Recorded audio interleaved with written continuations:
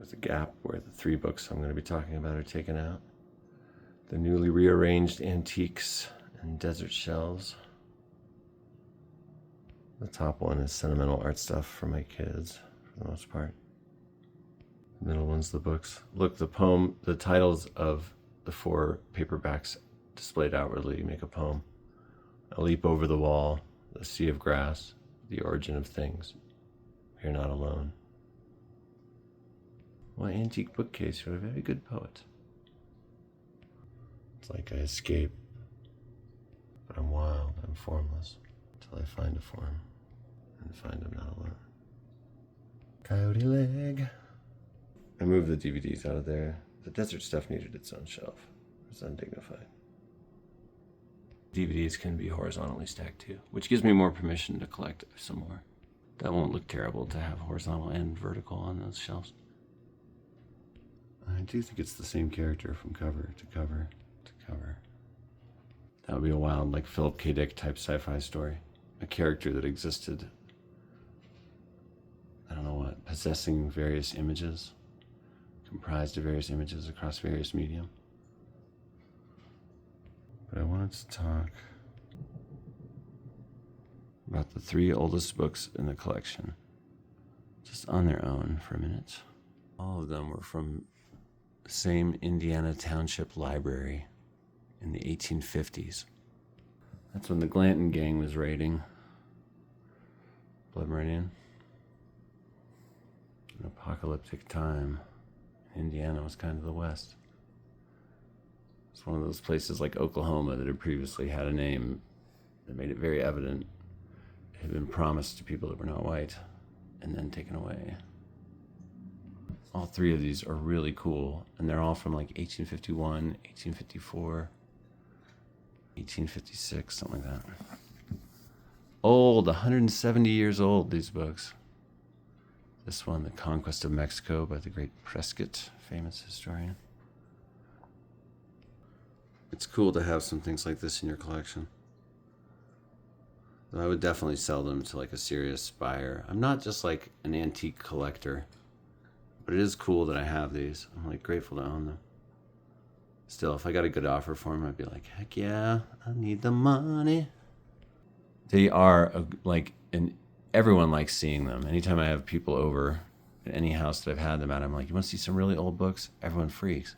So if you like constantly delighting your guests, especially those of a literary sort, even non-literary people appreciate really cool old stuff, you know? Really old books.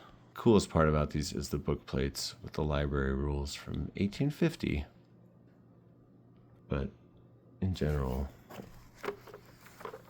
super mega cool. What if you read a really old book that nobody else read and you found like evidence of a time traveler? That would be cool. Yeah, I just wanted to look at these separate, and I thought I was just filming, but I wasn't. A common phenomenon. Some of the friendly cities without the valley, observing the numerous beacon fires on the mountains, inferred that the Mexicans were mustering in great strength and that the Spaniards must be hard-pressed in their new quarters. They sent messengers to Tezcuco expressing their apprehension and offering reinforcements, which the general, when he set out on his march, had declined. This one is maybe the handsomest of the volumes. The spine's in pretty good shape. It's cool, compact. That amazing library plate.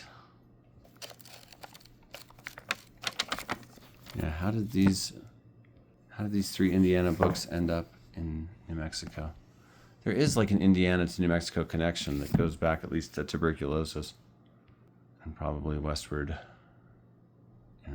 migration patterns. Carl Taylor, the journalist who was murdered in 1936 that I've written about, he was from Indiana. The guy he rented his cabin from was from Indiana.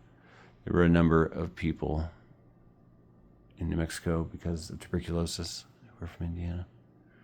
These books are really cool objects. They're certainly the oldest thing I own, period. What else would I have from the 1850s? I'm trying to think. Some people might have old jewelry. I might have some wall art that's kind of old. That's from 1936, I think. 37, a page of a paper. It's still pretty cool that I have this. That's just from 1960, but that's an original Effa Hesse gallery info sheet. Whatever you call that. Old photo from the antique mall, but probably 1920s. Okay, that's old. Those bricks are from the 20s. That one could actually be pretty old. It's from an antique mall. I don't know. I bet late 1800s at the earliest. Early 1900s. Early 1900s. Vintage 1979 baby shoes. Worn once. No, I think these are the oldest things I have. Maybe I shouldn't be in any hurry to get rid of them. Maybe they have like power. And I can harness that power. And take over the world. Well, now you know. Some books are old. Well, restored. It'd be really funny to read one of those books in like a cafe. Like, yeah, I'm just reading a 170-year-old book. Yeah, no, it's really good. Excuse me, but is the book you're reading almost 2 centuries old? Like literally the copy you're holding? That would be kind of a funny thing to do.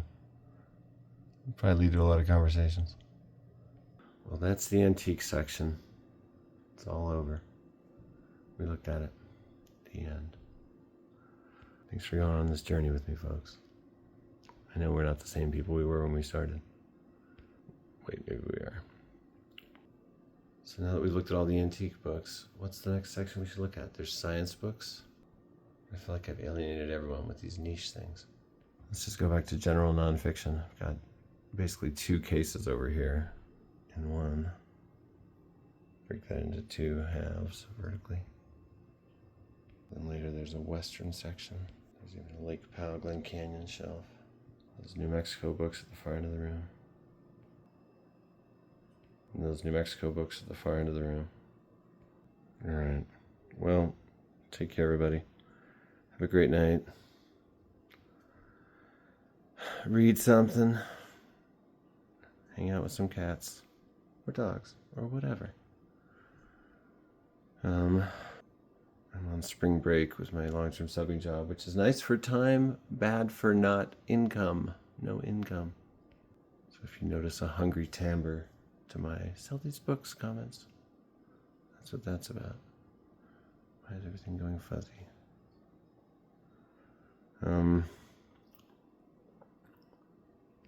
turned in 2 articles for this new local newspaper, Nob Hill News, a subscription-based online hyper-local newspaper. It's gonna be a regular column because my voice is too casual. It's not AP style, so somehow they got me a column. Maybe every Thursday or every other Thursday. It'll be a body of work if I do that long enough, all about this one kind of smallish area. I'll make it cool. I'll make it philosophical. What's all this focusing biz going on right now? It's a sign to go hang up. There's such a moment in Albuquerque when the Rainbow Warrior dripped rainbows down the sides of buildings all around the city. People were really into public art suddenly. When was this?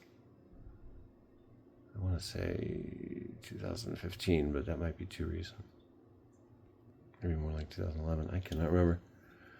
Anyway, a local artist was caught posting photos of it with them mixed in his Flickr account page photos of all his studio stuff. He was arrested for like 60 felony counts of aggravated vandalism. Escaped to China for a while. Came back, did community service, now is a well-known and respected muralist. But I still love those dripping rainbows, and they're still around. Some of them. The best one got covered up. It was on the side of the Anasazi building.